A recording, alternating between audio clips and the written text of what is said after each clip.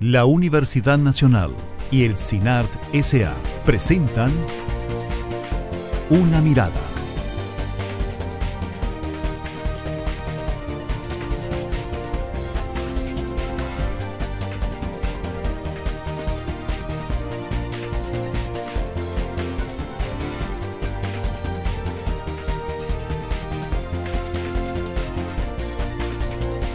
Una Mirada. Hoy,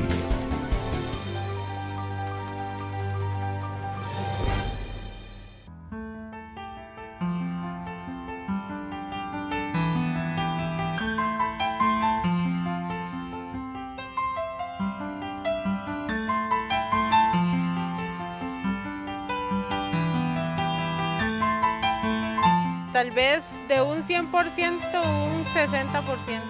Porque algunos se hacen cargo de sus hijos, no todos, obviamente. Sí, porque creo que muchos o la mayoría se esfuerzan para trabajar y llevar el sustento a sus casas, aunque sí hay muchos que hacen loco con la plata y llegan sin los giros, ¿verdad? La mayoría de ahí tienen los hijos y ya después de que termina la relación se olvidan de la mujer y se olvidan de los hijos, entonces... Lo más importante de la ley de paternidad responsable es el reivindicar la filiación.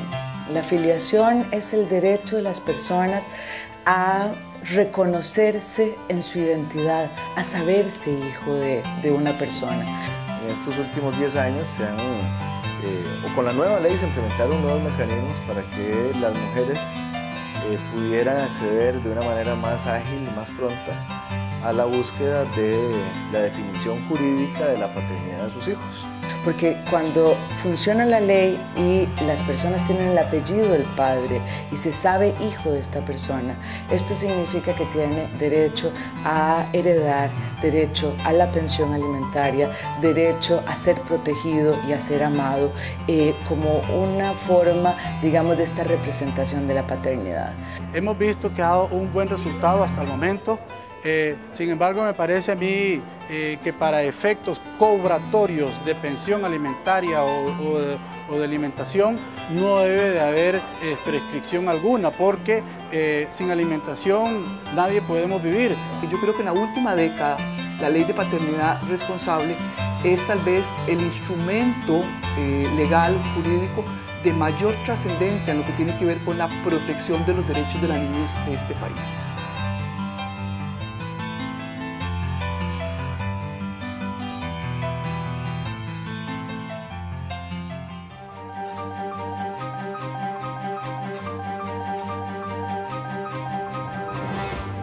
Hola, ¿qué tal? Bienvenidos a una edición más del programa Una Mirada, una producción de la Universidad Nacional y el CINART S.A. Mi nombre es Maribel Quiroz, soy la directora de la Oficina de Comunicación de la Universidad Nacional y le acompañaré en esta oportunidad en el análisis del tema Avances en Paternidad Responsable en Costa Rica, porque realmente queremos conversar con ustedes que nos acompañan en esta oportunidad sobre qué entendemos por paternidad responsable. ¿Tiene solamente que ver con manutención económica? ¿Tiene que ver con algo más allá? ¿Qué tanto hemos avanzado en esto y qué tanto tenemos pendiente? Por eso, para ello, hemos invitado en esta oportunidad a el señor Rodolfo Vicente, quien ha sido colaborador de Una Mirada. Don Rodolfo es director del Instituto de Estudios Interdisciplinarios de Niñez y Adolescencia, INEINA, de la Universidad Nacional. Muchas gracias, don Vicente, por estar una vez más aquí con nosotros. Muchas gracias a ustedes por invitarnos. También nos acompaña en esta oportunidad el señor Álvaro Campos, quien es el director del Instituto WEM, quien a la vez es profesor de la Escuela de Psicología de la Universidad de Costa Rica. Muchas gracias por estar con nosotros. Bueno, muchas gracias también por la invitación. Y también nos acompaña Jaime Chávez, quien es el gerente del Instituto WEM y coordina la campaña de paternidad que están desarrollando desde este instituto. Muchas gracias por estar con nosotros. Muchas gracias y gracias también por tomar en cuenta ese tema que es tan importante. Claro que sí, definitivamente es un tema en el que no podemos decir que no se haya hablado, porque tenemos bastante tiempo de estar oyendo hablar sobre el tema de la paternidad responsable. Claro. Logró aprobar una ley, se empezaron a desarrollar una serie de acciones de tipo legal más que todo y de tipo de reconocimiento de hijos y demás, como explicaba la introducción del programa. Sin embargo, ¿Es eso lo único a lo que se refiere paternidad responsable o podemos pensar que es algo que debe ir más allá y que no necesariamente estamos trabajando para lograrlo? Adelante. En realidad es un instrumento muy importante, ¿no? Tener leyes que de alguna manera respeten los derechos y que garanticen especialmente los derechos. Eso es muy importante para un Estado que de alguna manera quiere crecer en desarrollo social. Sin embargo, la afiliación, como se planteaba, y el garantizar la parte económica, es una condición, digamos que una primera piedra para un edificio, pero no es el edificio, ¿verdad? Ojalá la paternidad se construyera a partir de una ley, ¿verdad? La paternidad es mucho... tan fácil como es. Exacto, ¿verdad? La paternidad, y ojalá si hubiera que hacer más leyes de paternidad, hay que hacerlas, pero la paternidad es una construcción sociocultural, ¿verdad? O sea, que va más allá, y va mucho más allá del acto de proveer. Y cuando decimos construcción sociocultural, no tiene que ver con lo biológico tampoco. Lo biológico es una concepción de paternidad. Hay concepciones de paternidad, hay modelos de paternidad que han estado de alguna manera imperantes a lo largo de la historia de la humanidad. Nosotros tenemos un modelo de paternidad en Costa Rica que tiene también un origen histórico.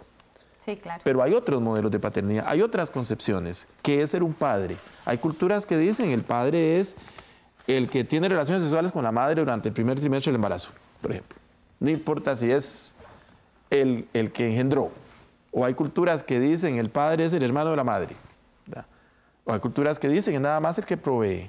Nosotros tenemos un modelo que es el que enfatiza, digamos, la parte biológica. Pero ese es un padre realmente. De eso estamos hablando, solo un padre que aporte económicamente. Y yo creo que eso es lo que se trata. Eso queda muy corto, se requieren más cosas. Sí, a mí me parece importante tomar 4 ideas básicas. Desde luego, mi formación jurídica es diferente y efectivamente creo, primero, que hay que retomar que tenemos 10 años de la ley de paternidad responsable y que el inicio, cuando se inicia esta posibilidad de hacer esta ley, fue una crisis nacional. O sea, ya desde ahí hay una negación a una paternidad responsable. Desde ahí entiendo claramente que la ley es un medio para lograr un cambio cultural, no es un fin en sí mismo, pero que sí ayuda en un país tan legalista, ¿verdad?, donde tenemos más leyes de la cuenta, pero que efectivamente todo se quiere convertir en ley. Una segunda idea importante es que es una ley de segunda generación. Como segunda generación, después de la Convención de los Derechos del Niño, que viene a ser una ley para y por los niños y las niñas. No es una ley ni de varones ni una ley de mujeres. Y a partir de ahí complementamos qué tienen que hacer ambos géneros con la relación con sus hijos.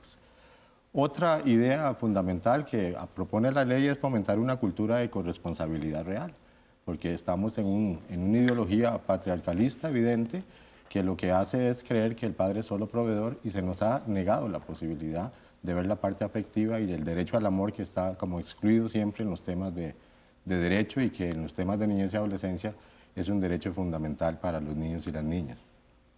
Otra idea clásica que me parece que la gente debe conocer y estar orgullosa de tener esta ley es un procedimiento simple, ¿verdad? Antes castigábamos a las mujeres y hacíamos una discriminación odiosa, solo los hijos de matrimonio tenían ambos apellidos, o sea, solo los hijos de matrimonio tenían papá y mamá y todos son construidos de la misma manera, curiosamente.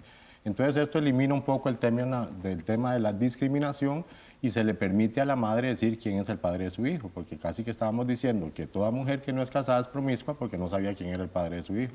Y la ley nos ha demostrado en 10 años que no es cierto que las madres no conozcan quién es el padre de su hijo, son poquísimas las excepciones de los que no saben.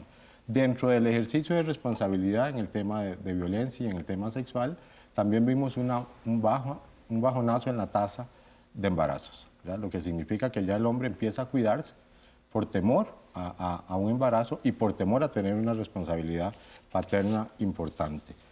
Y un espacio importante también para cambiar esa ideología de que el padre es solo proveedor, ¿verdad? Sí. Porque efectivamente, si el padre es solo proveedor, estamos viendo un desbalance en la parte emocional del niño, que es un derecho personal del niño, tener contacto con ambos padres, tener un contacto real y tener no un sentido materialista de lo que es la paternidad. Entonces yo sí creo que la ley es un camino o una grada. Lastimosamente no se ha hecho las campañas necesarias a nivel de país para que llegue, ¿verdad? Cuando nosotros andamos en la Universidad Nacional, en las diferentes comunidades, en proyectos de extensión, todavía seguimos con un sistema patriarcal muy arraigado, con un sistema de que la madre solo utiliza la parte material del padre y no hay una relación directa, aunque ya en las escuelas comenzamos a ver desde preescolar hasta el colegio una asistencia de padres a reuniones que llama la atención de que sí está creciendo la posibilidad de que el hombre se atreva a decir que ama a sus hijos y que puede estar acompañándolos. Quiero aprovechar que don Rodolfo habla de esta paternidad patriarcal. Es muy importante ese término, porque justamente a nosotros nos llega de herencia cultural. Recordemos que la paternidad es una formación, es un invento, es una creación histórica y cultural y social de la forma en que actuamos como padre. Entonces, a nosotros la influencia greco-romana de que Dios en el cielo, el Padre en la tierra, fue terrible. Porque entonces el Padre podía hacer lo que le diera la gana. El Padre podía disponer sobre la vida. Es más, en ciertas épocas de la historia, el Padre podía disponer de los hijos para matarlos, para alimentar al resto de la familia, por ejemplo. O de sacrificar a las hijas para tener más guerreros, por ejemplo. Entonces el hombre se convierte el Dios en la familia y puede hacer todo lo que quiera. De aquel momento, hace 10 años, el Instituto Wayne nació hace 11 años, para un Día del Padre, justamente. Por eso para nosotros es tan significativa esa fecha. Y nosotros sentimos el impacto de la ley de la paternidad responsable. Esta ley, primero, los hombres no la entendíamos. ¿Qué es lo que significa? Ni la queríamos, por un lado no la queríamos, después no las entendíamos. ¿Por qué? Porque yo, al ser el Dios en la casa, yo soy el que dice lo que se haga. Yo soy el que dice la ley, soy el que impongo la ley, el respeto, la obediencia. ¿Y cómo es que me van a decir estos jueces de familia qué es lo que tengo que hacer?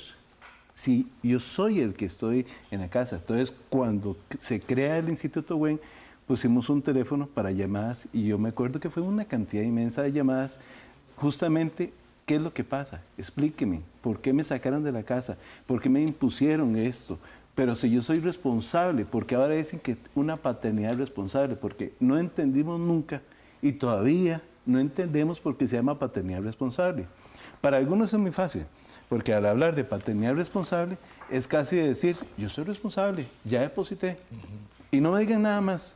Y que cuide la familia, no. Y estamos hablando casi del 50% de las familias donde el padre vive fuera de la familia.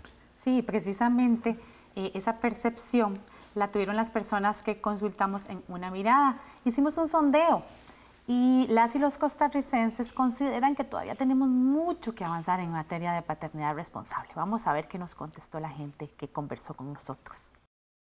Tal vez de un 100%, un 60%. Porque algunos se hacen cargo de sus hijos, no todos, obviamente. Porque son dedicados a su familia, porque son responsables, muchos, porque se interesan por sus hijos. Sí, porque creo que muchos o la mayoría se esfuerzan para trabajar y llevar el sustento a sus casas, aunque sí hay muchos que hacen loco con la plata y llegan sin los giros, ¿verdad? Pues no en su totalidad, ¿verdad? Sí se ve mucho lo que es el abuso para los niños, para las esposas, entonces no se podría generalizar que todos sean unos buenos padres. En toda cultura hay unos responsables y otros irresponsables igual. Hay unos cumplen como se debe, pero otros no. La mayoría de ahí tienen los hijos y ya después de que termina la relación se olvidan de la mujer y se olvidan de los hijos. Entonces, ¿verdad? Como quien dice, si no hay mujer no hay hijos. Entonces yo pienso que la mayoría son irresponsables. Si tienen trabajo, obviamente que sí. Y dependiendo de la situación, como se encuentre con la señora o con la esposa. Claro que sí, somos responsables. Yo soy uno de ellos, por eso tengo a mi hijo a la par también. Tuve un padrastro que fue muy bueno conmigo. Él me dio el ejemplo de seguir esto que tengo ahorita y ser un buen padre para el día de mañana, ¿verdad? Y que mi hijo también sea igual. Bueno, estas eran las opiniones de las personas que consultamos. Llama la atención que algunos relacionan la paternidad responsable, ser un buen padre, con el tema económico. Otros hablan más de la cuestión afectiva. Entonces, ¿qué entendemos realmente por paternidad responsable? Es que tenemos que recordar la división sexual del trabajo propia del patriarcado. El trabajo productivo, el trabajo reproductivo. ¿Verdad? Supuestamente a las mujeres, la sociedad patriarcal les asigna el trabajo reproductivo, donde va el cuidado, la atención. de los hijos. Y a los hombres el trabajo fuera, el trabajo productivo, ir a conquistar el mundo afuera, ¿verdad? Y por lo tanto al hombre se le exige desde que surge el patriarcado ciertas destrezas, tiene que tener hijos, tiene que ser guerrero, tiene que ser fuerte, tiene que ser autoritario, tiene que darse a respetar, aunque eso implique el uso de la violencia. Se le exige de todo menos que sea afectivo. De hecho, Gilmore, desde la antropología, ha estudiado encargos universales para la masculinidad y dice ser proveedor, ser protector y ser preñador. Pero la parte afectiva no está dentro del paquete de la masculinidad. Entonces, en ese sentido tenemos un divorcio entre el padre proveedor, digamos que fuera proveedor, y el padre con destrezas afectivas. Ahí tenemos una gran dificultad. Y nosotros nos llegan hombres que quieren ser buenos papás, que quieren ser más que proveedores, que tal vez están separados y quieren estar cerca de sus hijos, pero no saben cómo. No tienen las destrezas. Sí, me parece también importante cuando uno ve las opiniones de la gente que seguimos en un porcentaje altísimo creyendo que paternidad responsable es responsabilidad económica. Eso se percibe, ¿verdad? Efectivamente, a mí me parece interesante que la gente empiece a pensar diferente y eliminar los mitos, que la ley trata de eliminar los mitos. Primero, un mito interesante es que no son más importantes los hijos matrimoniales que los hijos extramatrimoniales, porque no es en función del adulto que se califican los hijos, sino que los hijos en sí mismos tienen una importancia como sujetos de derecho independiente. Entonces, eliminar ese mito ya en esta sociedad del siglo XXI ya sería un éxito, ¿verdad? Que hasta que molesta hablar de hijos extramatrimoniales. Y por lo general, entonces, el padre es muy poco afectivo con los hijos extramatrimoniales porque le causan problemas con su pareja o con la pareja que esté estableciendo relaciones.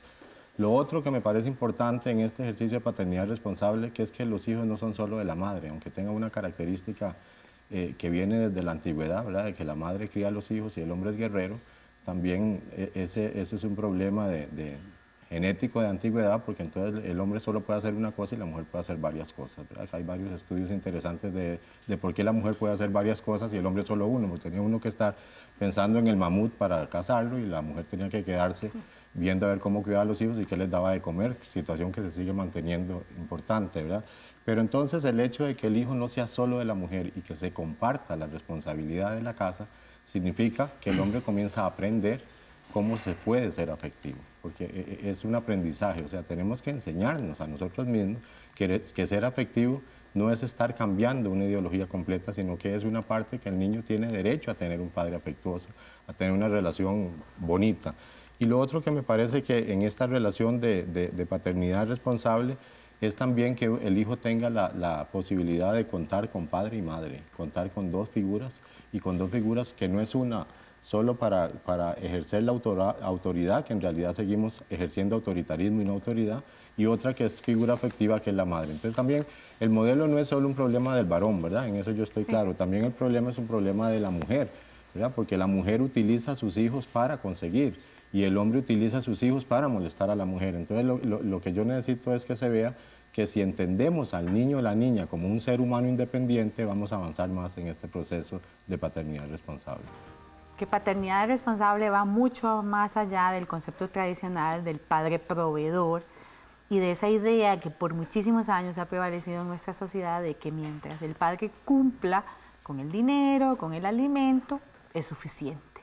Sin embargo, bueno, tenemos 10 años de contar con esta ley de paternidad responsable y si bien se ha avanzado en este ámbito jurídico y del reconocimiento de los derechos de los hijos y las hijas en materia de, uno, saber quién es su padre y segundo, por ende, tener los derechos que esto corresponde, es mi parecer, es una percepción muy personal que si bien hemos avanzado en esos ámbitos, digamos, del reconocimiento de los derechos y demás, no ha habido un avance paralelo en la materia de eso que ustedes mencionaban en el segmento anterior, ¿verdad?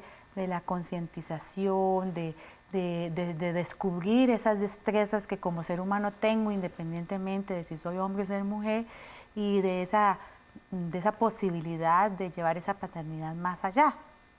Ahora, ¿qué es lo que nos ha faltado para lograr precisamente esa transición? Porque como ustedes comentaban, en el Instituto WEM ustedes reciben decenas de solicitudes en este sentido. O sea, nuestros hombres quieren ir más allá, pero ¿por qué no hemos podido avanzar como sociedad en ese sentido de una manera más enfática, por llamarlo de alguna manera?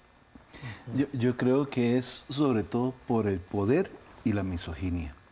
Son tal vez los obstáculos más grandes a los que nos estamos enfrentando. Primero, considerarme yo con el poder suficiente de mandar, digamos en el caso que no iba yo con mis hijos, de mandarle a la mujer en qué gasta lo que le doy yo. Eso es una necesidad vital de los hombres que llegan. Mantener el poder aún estando fuera de la casa. Eso sí contribuye económicamente, porque también en esos hombres que no viven con sus hijos o hijas, también está el cómo me quito el tiro, así lo dicen textualmente, de la pensión, de la responsabilidad. ¿Y por qué? ¿Por qué quitarse el tiro? Porque no es, ellos lo que dicen uno diría, pero ¿por qué quieren afectar a los hijos y a las hijas? No, es afectar a la mujer. Por eso digo yo que es de misoginia, porque es decir, voy a quitarle el derecho, el poder, y voy a jugar con la necesidad de los hijos. Es terrible ese razonamiento, pero son los argumentos que ellos le quedan como para poder decir, aunque no esté en su casa, yo sigo mandando. Y eso se mantiene muy vigente en casi todo. E inclusive los padres que viven con sus hijos también mantienen este tipo de relación, en que si yo soy el proveedor, yo soy el que mando. Yo soy el que dice cómo se hacen las cosas. Y ahí también no importan los hijos. Lo que importa es el poder contra la mujer. Recordemos que la masculinidad se forma justamente en renuncia a todo lo que es masculinidad. Entonces, puedo hacer cambios, ¿cómo se llama? Como por encimita. Entonces yo puedo decir, yo ayudo en oficios domésticos. Yo ayudo en los labores de trabajo, de la casa. Pero es ayudo, no... Y cuando quiero. Y cuando quiero, cuando me siento bien. No es que es una función mía, la educación, el cuidado, la protección. Eso no lo consideramos. Nosotros tenemos aquí, permítame leer este texto una vez. Sí, claro. Un padre que está ausente y distante de la cotidianidad y de los intereses prácticos de sus hijos es porque no los conoce a los hijos y a las hijas. No saben sus deseos, sus sueños, sus esperanzas, sus frustraciones. No les interesa. Es más, un padre no puede llegar y tomar a un hijo como confidente o una hija como confidente y decir, mira, tengo problemas, me está pasando tal cosa. No, el poder me impide. Y todos los hombres que llegan al Instituto WEM llegan con esta situación. No pueden, no saben cómo desarmar esto como para bajarse, quitarse la corona, tirarse al suelo, jugar con los niños o con los adolescentes o con los jóvenes. No sabemos. Entonces pensamos, yo soy responsable, yo cumplo con traer. Y ahí viene la otra complicación también misógina. ¿Y si ella gana más que yo? Es otra complicación. También no saben escuchar, ¿verdad? Porque una masculinidad distinta implica escuchar, implica expresar emociones, implica mantener un diálogo horizontal, no desde la autoridad, ¿verdad? No desde la jerarquía, y tampoco tienen esas destrezas. Algunos desean hacerlo, y entonces salen con el hijo adolescente y no saben de qué hablarles. ¿Ya estudió? ¿Y cómo le fue en el examen? Y el chiquillo le va a decir, sí, bien, y ya no tiene nada más que hablar, ¿verdad? Entonces, esa construcción del vínculo afectivo, y puede hacer que los quiera mucho, no estamos cuestionando eso, pero esa destreza de ir más allá, no estamos diciendo que las mujeres las tienen, pero en el caso de los hombres, que es con lo que trabajamos, sabemos de que le cuesta muchísimo. No tiene esas destrezas y nadie se las enseñó. Cuando damos talleres de paternidad, donde revisamos con los hombres cómo fue su propia experiencia como hijo primero, relatan casi siempre historias de padres que tampoco fueron afectuosos y ellos repiten el modelo. Y ellos no quieren repetir el modelo de papá. Dicen, yo no quiero ser como mi papá, pero lo repetí en versión corregida y peor, ¿verdad? Digo, corregida no, en versión empeorada, pero aumentada, ¿verdad? Y no quieren hacerlo. Entonces, pareciera que no basta con decir, yo quiero ser un mejor papá. No basta con leer algo sobre cómo comunicarse. Eso no basta. Se requiere que yo revise cómo aprendí a ser hombre y que yo revise cómo fueron mis experiencias como hijo con mi papá, para que logre quedarme con aquello que me sirve y que logre romper con aquello que no me sirve. Y la lesión más grande es la dificultad para expresar las emociones, el contacto físico, el cuido. Contacto físico solo en eventos especiales o solo si es la hija, pero al hijo no, y si es el hijo grande tampoco. Hay hombres que nos dicen después de un taller de paternidad, yo voy a ir a abrazar a mi hijo de 30 años porque desde que cumplió 12 lo dejé de abrazar. Y voy a irlo a abrazar y voy a decir que lo quiero. Entonces como que tal vez muchos hombres han logrado hacer esto, pero la expresión afectiva, física, es también un elemento fundamental. Y para eso los hombres necesitan un proceso personal y grupal para hacer esta revisión y este cambio. Y el Estado no promueve estos procesos. No hay políticas públicas que de alguna manera estimulen el trabajo con los hombres, como que si por decreto los hombres fueran a cambiar. Sí, precisamente por eso fue que Una Mirada le consultó a la Defensoría de los Habitantes y al Instituto Nacional de las Mujeres su opinión sobre qué tanto hemos avanzado en materia de paternidad responsable en Costa Rica. Bueno, desde el punto de vista del Instituto Nacional de las Mujeres, los resultados que hemos tenido con la aplicación de esta ley son altamente positivos. Partimos del año 2001, cuando teníamos cerca de un 30% de nacimientos en este país de lo que en su momento se llamó padre desconocido, o bien lo que hoy se conoce como padre no declarado. Si lo vemos en el tiempo, ese porcentaje ha ido disminuyendo considerablemente. Hoy tenemos un 6.9% de nacimientos de padre no declarado.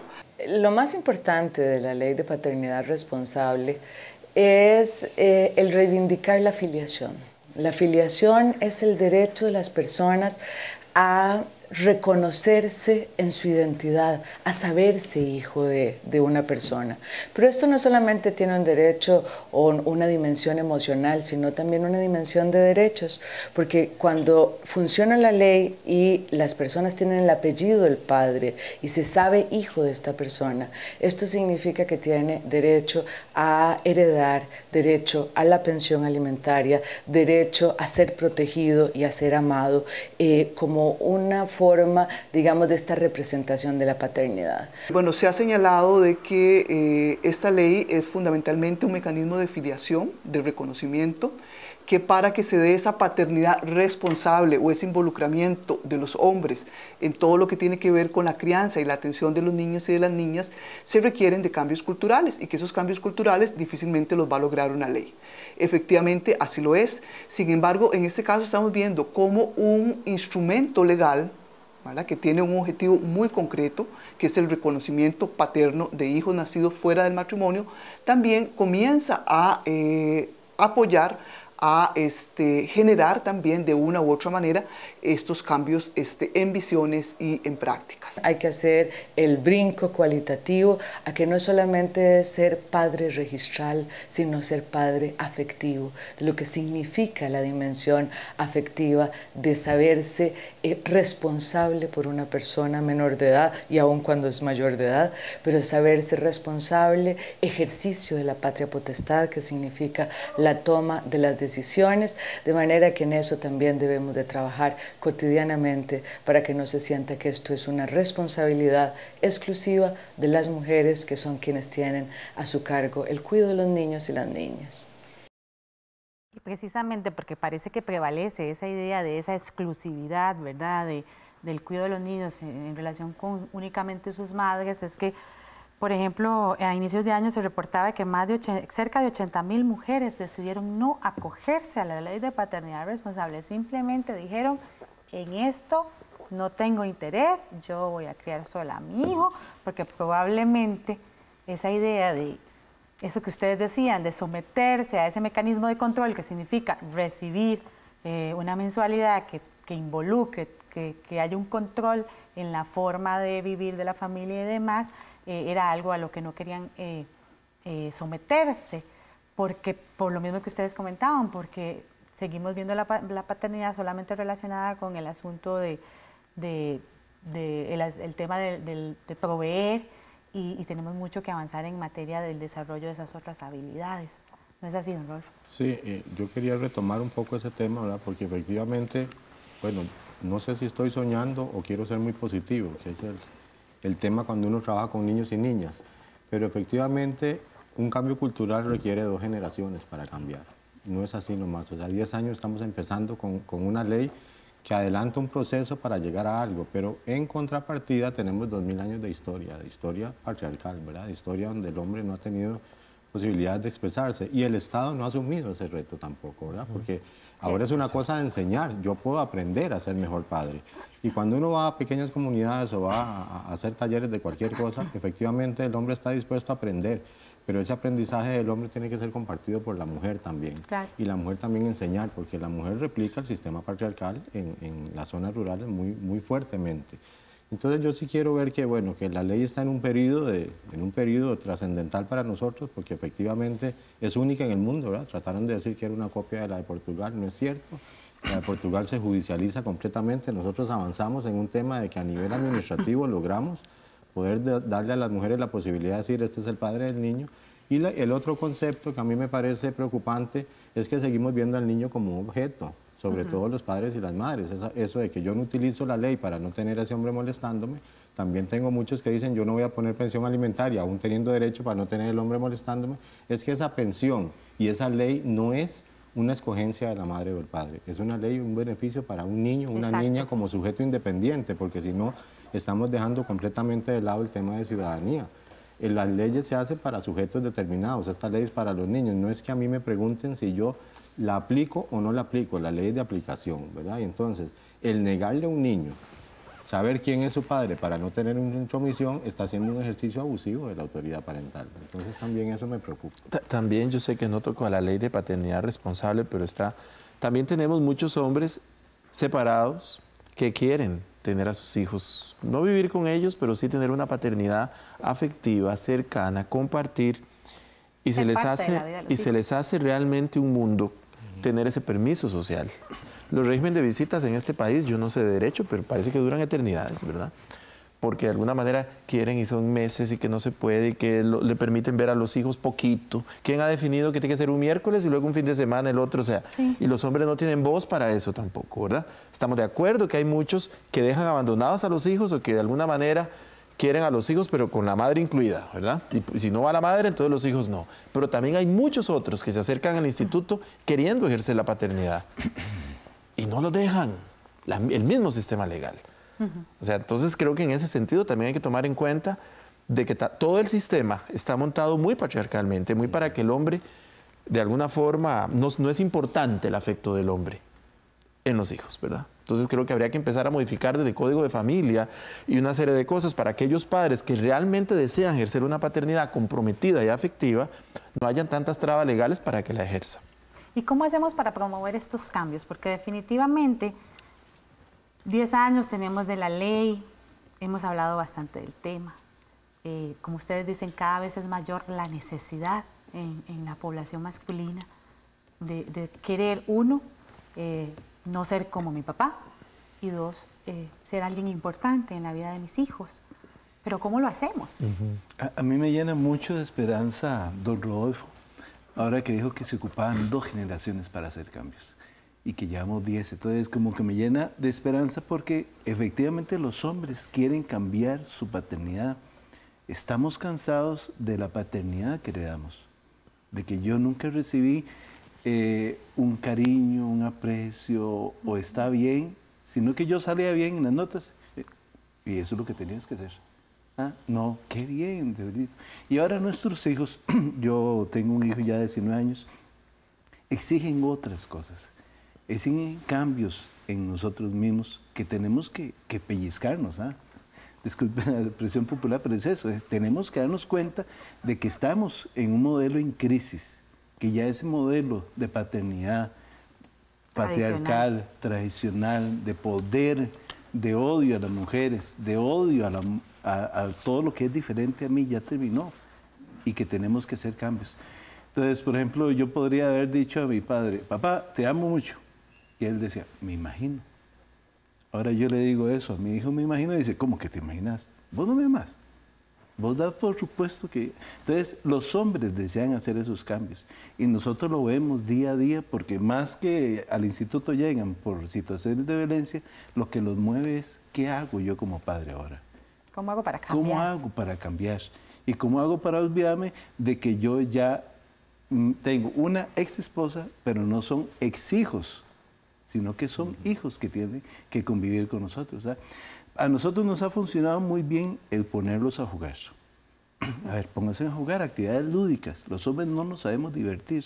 Yo sé encender el televisor para ver un partido de fútbol y cambiar a ver dónde hay otro partido de fútbol o otro deporte. Y apenas les meten el gol al equipo propio, apagan el televisor. Sí. Entonces, tenemos que aprender a actividades lúdicas. Nosotros tenemos talleres. Entonces, los hombres se reúnen con los hijos de diferentes edades.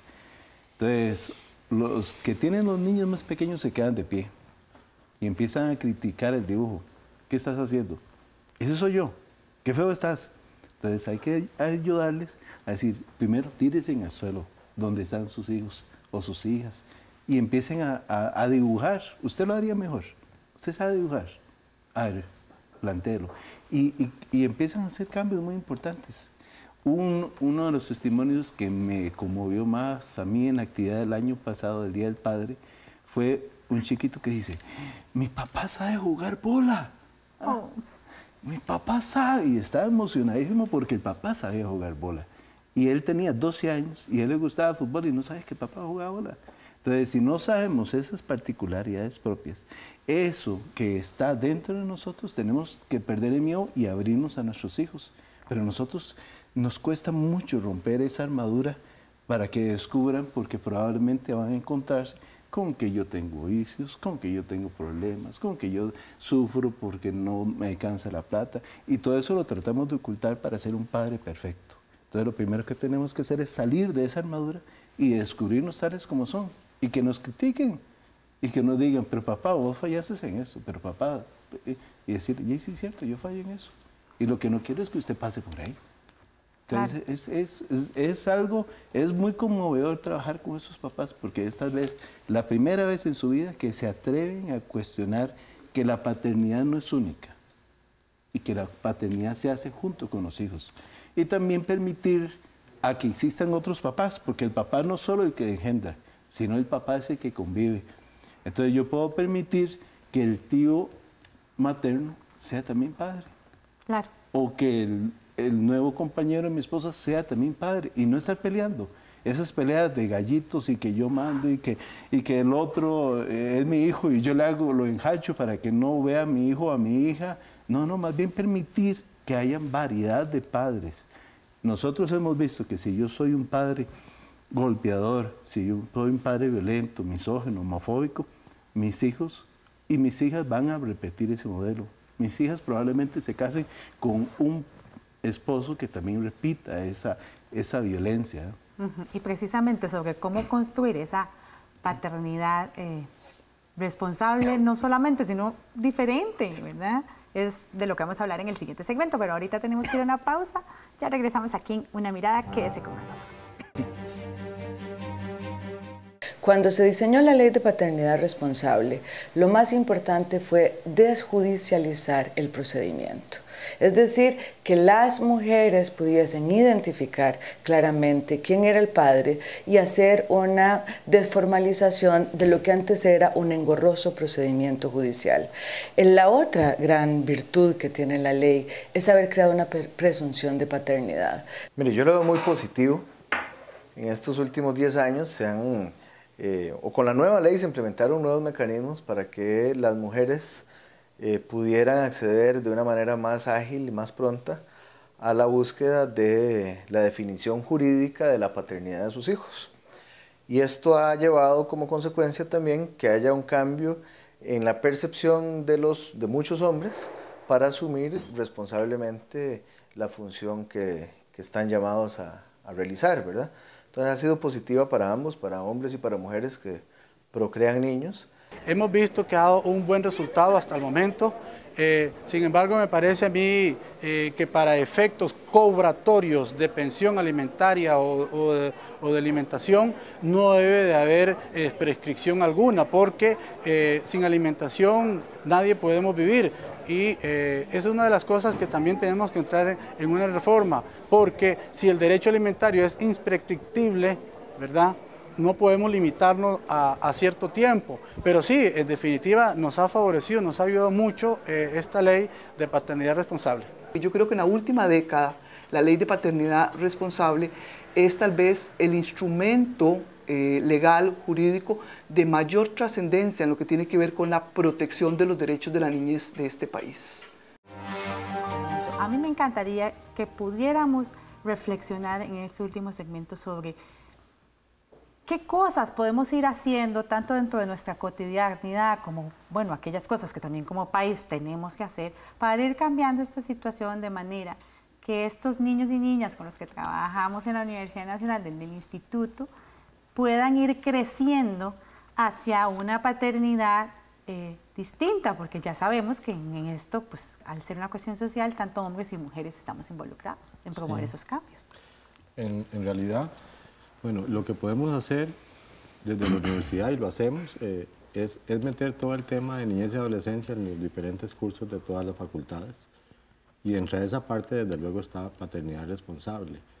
En el sentido que decía don Jaime, ¿verdad? Yo creo importante retomar el hecho de que los papás no tenemos que improvisar o indicarle a los hijos que estamos en un pedestal, porque precisamente al llegar a la adolescencia y ver que su padre no era el pedestal, sino que se le vino abajo, entonces pierde una credibilidad completa. Es decir, somos seres humanos, nos equivocamos y podemos seguir construyendo con los hijos. Ese es un tema interesante. Primero que los grupos etarios, el hombre no conoce etapas de desarrollo del niño porque se lo dejó a las mujeres, ¿verdad? El tema de niñez y adolescencia y familia se lo dejó a las mujeres. Entonces, sí, a mí inclusive me han preguntado, ¿y qué hace usted de director de la INEINA, siendo abogado? Exactamente, ¿verdad? ¿Qué está haciendo ahí? Como que debería ser una mujer, no usted. Debería ser, ¿verdad? Entonces, ver, digamos, la etapa de nacimiento, la etapa de embarazo, ¿verdad? Porque todo el tema de esto inicia antes del embarazo, pero ya es ser demasiado drástico, pero efectivamente, pero el tema de embarazo y el tema de nacimiento no es un tema en que el hombre se involucre, ¿verdad? Entonces también esa parte, no sé qué hacer con el chiquito, no sé cómo bañarlo, no sé cómo cambiar un pañal, no sé cómo... Y la misma madre, qué miedo dejar al bebé con el padre. Entonces, y si finalmente lo dejan, lo critican. Y si finalmente lo deja, lo critica. Después hay otro momento en la vida que hay un poquito más de relación, que es el niño en la escuela, hasta 7º año, que tiene un poquito más de relación con el padre, pero después se vuelve a apartar en la adolescencia porque como nos vendieron los virus, por eso todos los discos los rompí, de que la adolescencia es un problema, ¿verdad? Y la gente tragó el cuento de que la adolescencia es un problema, entonces cuando hablamos del tema de adolescentes, toda la gente piensa en problemas. Entonces, ese problema hace que la gente no hable con los adolescentes, no se comunique con ellos, entonces hay un desvínculo ahí permanente. Entonces, ¿qué hacemos? Que es la pregunta de Maribel. Bueno, lo que hacemos es meter el tema en todos los proyectos de extensión. La universidad, la mayoría de sus proyectos son de extensión, andamos por todo el territorio nacional. Somos poquitos, pero consistentes. Qué bueno. Y sabemos que tenemos que hacerlo y sabemos que podemos enamorar a la gente en los temas que tiene que enamorarse.